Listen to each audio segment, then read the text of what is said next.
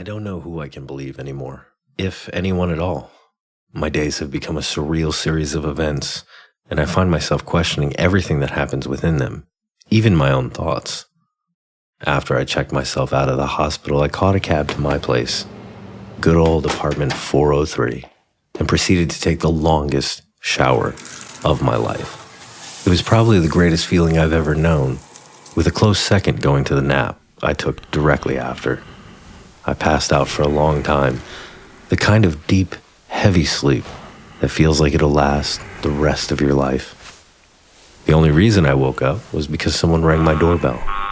It turned out to be Detective Andrews. He saw by my face that I'd been sleeping and apologized for not being able to call before he came over. I still have to remember to buy a new phone when I get a chance. We took the short drive to the shore in the detective's car without saying much. I double-checked that we wouldn't be going to the island alone, and he assured me several other detectives would be meeting us on the pier. First, he said he wanted to bring me to the boat launch, in case it jogged my memory. I also suspected it was to see how the boat owner reacted to my presence, but we were both in for a surprise when we stepped inside the small launch office. The guy behind the counter was young, not what I'd described in my writings at all. He turned out to be the launch's new owner. He explained to us that the old owner, Willis, had sold it to him for dirt cheap, which is how it changed hands so quickly.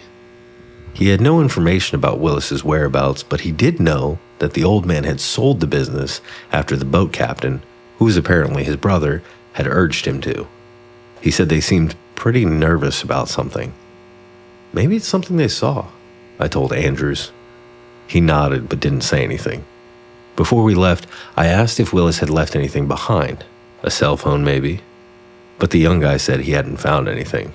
We got back in the detective's car and drove a few minutes to a different pier, where two more detectives met us by a boat on one of the docks.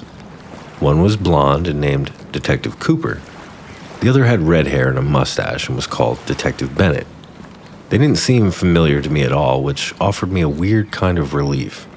I asked to see their badges, which they showed me, and they seemed amused when I studied them closely. My New Year's resolution is to be less trusting, I offered. They didn't laugh. When I asked where the rest of the cops were, they explained they were already out on the island. We all got in the boat and headed over. Cooper was at the wheel. The weather was nice, one of those first days of spring that make the winter feel like a bad dream. But at the back of my mind, nagging me, was a voice of dread. It couldn't believe I was going back to that damn island.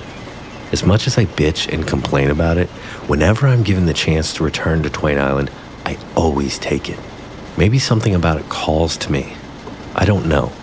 Meanwhile, the detectives were having quiet conversations without me, just under the sound of the motor and the slapping of the boat against the ocean. When I leaned in closer, they stopped talking. As we came close to the island, I felt a ball form in my stomach and a sharp pain in my temples. I noticed there weren't any boats tied to the dock. "Calm down," Andrews told me.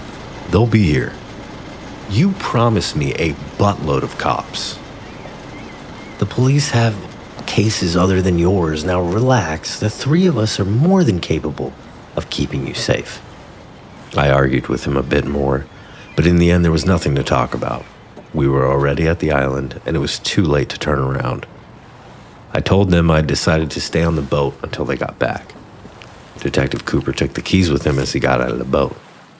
Bennett pointed out that I'd be alone if I stayed behind. I didn't like his tone, like an adult threatening a kid with the boogeyman. Andrews was the most understanding. He said he understood my hesitation, and normally they wouldn't expect a victim to return to the scene of an incident, but as it stood, I was both the only witness and the only evidence they had. Without my help, whatever had happened on that island would stay a mystery for good, and that meant whoever had attacked me would go free, while I lived in fear. He had a good point. The first stop we made was to the guard's office. As we came up the small hill, and I saw the state of the building, I felt immediate validation. The door had clearly been smashed in, half of it dangling on its frame and the other half spread in shards across the floor. The detective stepped inside first. After a second of hesitation, I followed. There was a strong smell in the air I couldn't place.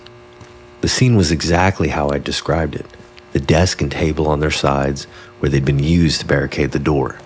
But the computer I'd used to type all those entries was missing, along with the broken two-way radio in the other room. When I asked the detectives if they'd been removed as evidence, they said neither of those items had been found. Then I guess someone did a bit of cleanup before the cops arrived, I said. That was when I realized what the smell was. Bleach.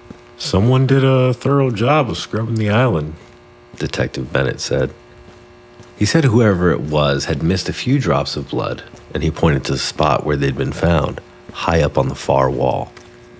It had to have been a brutal attack for any amount of blood to make it that far. I asked if the blood had been tested, to see who it belonged to, and he said they were still waiting for lab results. I have a feeling it's mine, I said. At least some of it, he replied. I noticed him exchange an uncomfortable glance with the other men, like he'd said too much, and suddenly it hit me.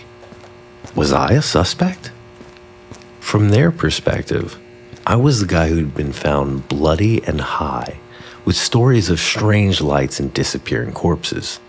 A single white male who was recently unemployed. My God, I fit the bill. But did they really think I'd go back there if I was responsible for what happened? Then again, the criminal supposedly always returns to the scene of the crime. If the guard's office was cleaned out, the main research facility made it look like Exhibit A in comparison. Every box, every machine, every instrument had disappeared from the building, neatly packed up and taken away in the time since I'd been there. My memories from the island were still spotty at best, but I had distinct images in my mind of what those places had looked and felt like, and what I was seeing didn't match up. Where before it had been an active place of research, what we stood in now was a shell, a hollow building on a silent island. Somehow, it had become even eerier without the boxes full of dead bones and skulls. Lonelier, maybe. From there, we began a walk around the island. The detectives let me take the lead. Not walking in front, mind you, just pointing the direction we should go. And I did my best to guess and feel my way from body site to body site. At each one, we found only the telltale patches of flattened, dead grass, which marked where a body had been laid out. A few of them reminded me of snow angels. Not even the wire cages which had held most of the bodies were left behind, and I was more and more amazed by the thoroughness of the cleanup job.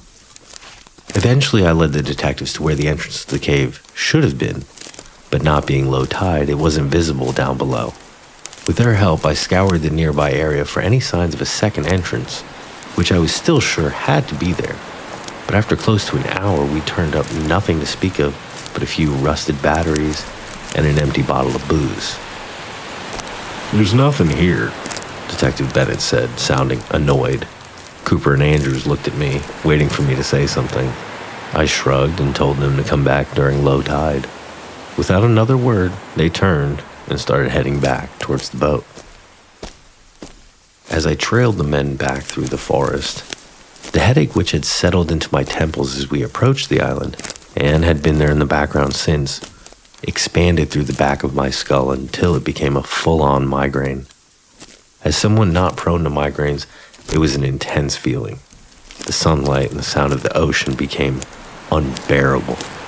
Even smells seemed to grow stronger, which on that island was not a good thing. My eyes watered and felt like they wanted to burst out of their sockets. I stopped walking, trying to push the pain back, but the detectives ahead were totally oblivious. As I stood there holding my nauseous stomach, I saw someone move between the trees. Plain as day, it was a human figure. In the forest, in the distance. I shouted out to the detectives, but from their angle, they couldn't see him. I was fed up with the whole situation. I don't care how crazy it sounds, but I ran full speed into the forest, chasing the man I'd seen in the distance.